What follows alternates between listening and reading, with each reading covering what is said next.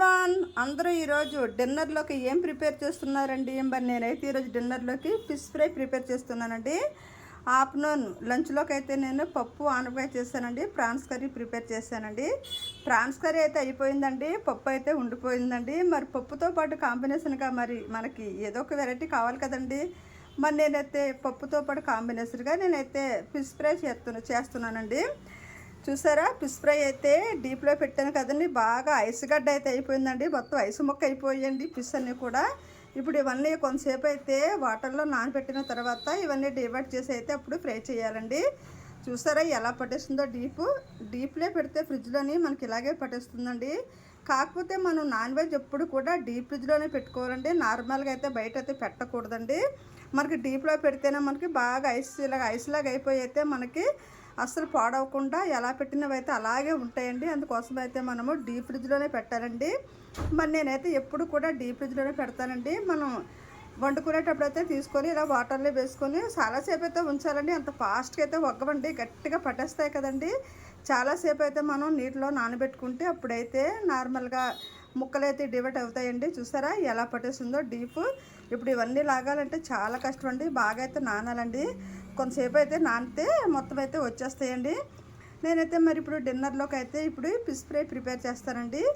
ఇవన్నీ వదిలేసిన తర్వాత అయితే ఫిష్ అయితే రెడీ చేసుకోవాలండి.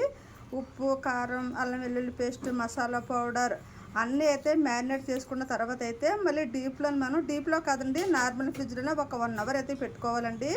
అప్పుడు మనకి మసాలాలన్నీ అయితే బాగా పడతాయండి. మసాలాలన్నీ బాగా పట్టయితే మనం అప్పుడు ఫ్రై చేసుకుంటే చాలా అంటే చాలా టేస్టీగా బాగుంటాయండి. మరి నేనైతే ఇలాగే చేస్తానండి. మరి మీరైతే ఎలా చేస్తారో కామెంట్ సెక్షన్లో కామెంట్ చేయండి. థ్యాంక్ యూ వెరీ మచ్ అండి. మరి ఫిష్ ఫ్రై ఎలా చేయాలో ఏంటో ప్రాసెస్ ఏంటో చూసేద్దాం రండి. చూసారా, ఇప్పుడు ఈ చేప ముక్కలు అయితే ఐస్ కట్టేసి అయితే ఉండిపోయింది కదండి. మరి ఐస్ అయితే కరిగిపోయిందండి. చేప ముక్కలు అయితే డివైడ్ అయ్యాయండి. చూసారా, అన్నీ పర్ఫెక్ట్గా అయితే ముక్కలు అయితే వచ్చేసేయండి. ఐస్ గడ్డ చాలా గట్టిగా పట్టేసిందండి. కొద్దిసేపు నానబెడితే మొత్తం అయితే ఉగిలేసిందండి. ఇప్పుడైతే నార్మల్ ముక్కలు అయితే అయిపోయాయండి. చూసారా, ఇప్పుడైతే అన్ని నీట్గా శుభ్రంగా కడిగేసి అయితే నేనైతే ప్లేట్లో వేసానండి. ఇప్పుడైతే మనం ఉప్పు, కారం, అల్లం వెల్లుల్లి పేస్ట్, మసాలా పౌడర్ అన్నీ వేసుకొని అయితే మ్యారినేట్ చేసుకొని అయితే ఫ్రిడ్జ్లో పెట్టుకోవాలండి. ఇప్పుడు ఇలా ముక్కలు అయితే మొత్తం బాగా ఉగిలేసాయండి. కూలింగ్ కూడా కొంచెం తగ్గిందండి. మరి ఇప్పుడైతే ఫిష్ ఫ్రై ప్రిపేర్ చేసేద్దామండి. మా వారు ఈ ఫిష్ అయితే ఫిష్ హార్బర్ నుంచి తీసుకొచ్చారండి. 14 కేజీల చేప అయితే ఒకే ఒక చేప, పెద్ద చేప అయితే ఒకే చేప కొనేస్తారండి. ఆ చేప మొత్తం అన్నీ ముక్కలు చేయించుకొని అయితే వచ్చారండి. ఇంకా ఇవే కాదండి, ఇంకా చాలా ముక్కలు అయితే ఉన్నాయండి. నేనైతే అవన్నీ ఫ్రిడ్జ్లో పెట్టానండి. కొద్దిగా తీసి అయితే ఇప్పుడైతే ఫ్రై చేస్తున్నానండి. చూసారా, చేప ముక్కలు అయితే చాలా ఫ్రెష్గా, చాలా అంటే చాలా బాగున్నాయండి. చూసారా, రెడ్గా చాలా అంటే చాలా బాగున్నాయండి. చాలా ఫ్రెష్గా ఉన్నాయండి చేప ముక్కలు అయితే. ఫిషింగ్ హార్బర్లో మా వారు అయితే ఫ్రెష్గా కొనుక్కొని అయితే వచ్చారండి. ఒకటే పెద్ద చేప అయితే కొనేసారండి. ముక్కలు అయితే కటింగ్ చేసి అయితే వాళ్ళే ఇచ్చేసారండి. మనకి పెద్ద చేపలు అయితే టేస్ట్ అయితే చాలా బాగుంటాయంటండి. అలాగని మా వారు అయితే చెప్పారండి. చూసారా, ఇప్పుడైతే నేను ఫ్రై చేస్తానండి. మనం ఇలాగా నీట్గా కడిగేసి పెట్టుకున్న చేప ముక్కలు అయితే ఇలాగ ఒక ప్లేట్లో వేసుకోవాలండి. ఇప్పుడు మనం ఫ్రై చేసుకోవడానికి ప్లేట్లో 1 స్పూన్ సాల్ట్ వేసుకోవాలండి. ఇప్పుడు టేస్ట్కి సరిపడా కారం వేసుకోవాలండి. నేనైతే 2 స్పూన్లు అయితే కారం వేసుకుంటున్నానండి. మరి చేప ముక్కలు చాలా ఎక్కువగా ఉన్నాయి కదండి, మనకి 2 స్పూన్లు అయితే పడుతుందండి. ఇప్పుడు మసాలా పౌడర్ కూడా 1 స్పూన్ అయితే వేసుకోవాలండి. మసాలా పౌడర్, సాల్ట్, కారం అన్నీ వేసుకున్నాము కదా. ఇప్పుడు 1 అర టీ స్పూన్ అల్లం వెల్లుల్లి పేస్ట్ కూడా వేసుకోవాలండి. ఇవన్నీ వేసుకున్న తర్వాత ఇవన్నీ చేప ముక్కలకైతే బాగా పట్టించాలండి. సాల్ట్, కారం, మసాలా పౌడర్, అల్లం వెల్లుల్లి పేస్ట్ ఇవన్నీ ముద్దలా పేస్ట్లాగా అయితే చేసిన తర్వాత ఈ చేప ముక్కలకైతే మొత్తం పట్టించాలండి. మసాలాలు బాగా పడితే చేప ముక్కలకి ఫిష్ ఫ్రై అయితే చాలా అంటే చాలా టేస్టీగా బాగుంటుందండి. ఇప్పుడైతే మరి మసాలాలు ఫుల్గా పట్టించేద్దామండి. చూసారా, చేప ముక్కలకైతే నేను అల్లం వెల్లుల్లి పేస్టు, ఉప్పు, కారం, మసాలా పౌడర్ అన్ని ఇంగ్రీడియంట్స్ కలిపి అయితే నేను చేప ముక్కలు అయితే మ్యారినేట్ చేసేసానండి. ఇప్పుడైతే ఒక 1 అవర్ అయితే నేను ఫ్రిడ్జ్లో పెడతానండి. చూసారా, అన్ని మసాలాలు అయితే బాగా పట్టించేసండి. చేప ముక్కలకైతే చాలా పర్ఫెక్ట్గా అయితే పట్టించేసానండి. మరి చేప ముక్కలకి ఇలా మసాలాలు పడితేనే మనకి ఫ్రై అయితే చాలా టేస్టీగా అంటే చాలా టేస్టీగా చాలా బాగుంటుందండి. ఇలాగ మనం మసాలాలు పట్టించేసుకొని అయితే ఒక 1 అవర్ అయితే ఫ్రిడ్జ్లో పెట్టుకున్న తర్వాత మనం ఫ్రై చేసుకోవాలండి. ఇలా మ్యారినేట్ చేసుకుంటే మనం ఫ్రై చేసే ముందు చాలా టేస్టీగా బాగుంటుందండి ఫిష్ ఫ్రై అయితే. నేను ఇప్పుడు ఒక బాక్స్లో వేసి అయితే ఫ్రిడ్జ్లో పెట్టేస్తానండి. చూసారా చేప ముక్కలు అన్నీ మ్యారినేట్ చేసి అయితే ఒక 1 అవర్ అయితే ఫ్రిడ్జ్లో పెట్టేస్తానండి. ఇప్పుడైతే తీసేసి ఫ్రై చేస్తున్నానండి. మనకి మసాలాలు అయితే చాలా బాగా పట్టేసేయండి చేప ముక్కలకి. ఇప్పుడైతే నేను ఫ్రై చేస్తున్నానండి. మనము చేప ముక్కలు ఫ్రై చేసుకోవడానికి ముందుగా స్టవ్ పైన ఒక బాండీ పెట్టుకోవాలండి. బాండీ హీటెక్కిన తర్వాత డీప్ ఫ్రైకి సరిపడా ఆయిల్ వేసుకోవాలండి. ఆయిల్ హీటెక్కిన తర్వాత ముందుగా మనము మ్యారినేట్ చేసి పెట్టుకున్న చేప ముక్కలను ఇలా ఒక్కొక్కటిగా వేసేసుకోవాలండి. ఇలా ఒక్కొక్కటిగా మొత్తం అన్నీ వేసేసుకోవాలండి.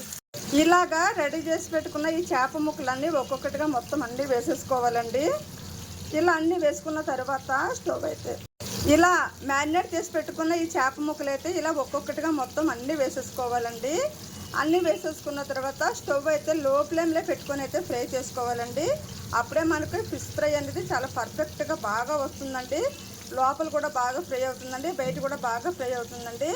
మనం స్టవ్ హైలో పెట్టుకొని ఫ్రై చేస్తే లోపల అయితే పచ్చిగా ఉండిపోతుందండి, బయట అయితే మాడిపోతుందండి. మనకి అప్పుడు లోపల పచ్చిగా కనిపిస్తుందండి.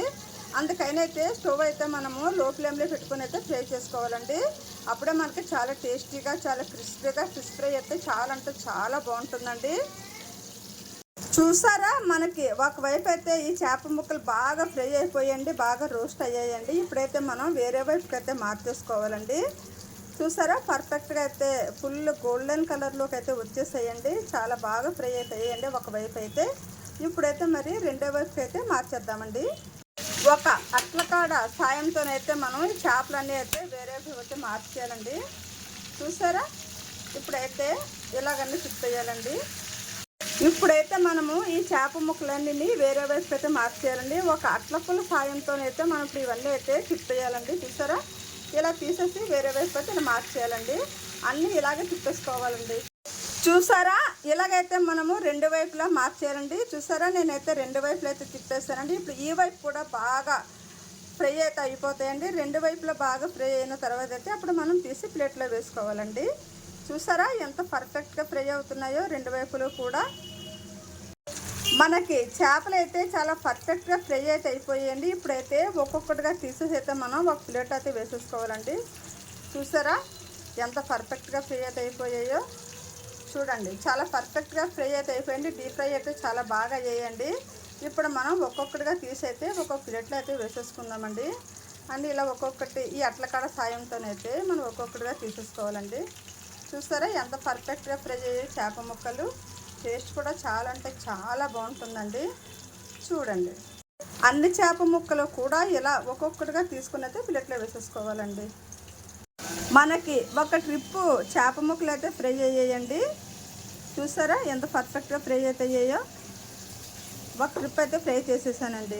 ఇప్పుడు మళ్ళీ అదే ఆయిల్లోనైతే రెండో ట్రిప్ కూడా వేసేసానండి. రెండు ట్రిప్పులు అయితే చేపలు ఫ్రై చేస్తున్నానండి. చూసారా ఇవి కూడా చాలా పర్ఫెక్ట్గా ఫ్రై అయితే అవుతున్నాయండి. చూసారా మనకి ఈ చేప ముక్కలు కూడా రెండో వైపు అయితే బాగా ఫ్రై అయితే అయిపోయాయండి. ఇప్పుడు ఇవి కూడా వేరే వైపుకి అయితే మార్చేసుకోవాలండి. చూసారా ఈ చేప ముక్కలు కూడా రెండో వైపు అయితే మార్చేస్తానండి. ఇప్పుడు ఈ వైపు కూడా బాగా డీప్ ఫ్రై అయితే అవుతున్నాయండి. రెండు వైపులో కూడా ఫ్రై అయితే అయిపోతున్నాయండి. చూసారా ఒకవైపు అయితే బాగా అయిపోయండి. ఇప్పుడు రెండో వైపు కూడా డీప్ ఫ్రై అయితే చాలా పర్ఫెక్ట్గా అయిపోతున్నాయండి. చూడండి ఈరోజు నేను డిన్నర్లోకి అయితే ఫిష్ ఫ్రై చేశానండి. మరి టేస్ట్ అయితే చాలా అంటే చాలా బాగుంటుందండి. మనకి ఈ ఫిష్ ఫ్రై చాలా టేస్టీగా చాలా క్రిస్పీగా చాలా అంటే చాలా బాగుంటుందండి. ఈరోజు మా ఇంట్లో డిన్నర్ వైట్ రైస్ అండ్ పప్పుచారు అండ్ ఫిష్ ఫ్రై అండి. మరి నేనైతే ఈరోజు డిన్నర్లోకి అయితే మరి ఇదే చేస్తానండి. మరి ఈ రెసిపీ కనుక మీకు నచ్చితే లైక్ చేయండి, షేర్ చేయండి, అలాగే నా ఛానల్ అయితే సబ్స్క్రైబ్ చేయండి. థ్యాంక్ యూ వెరీ మచ్ అండి.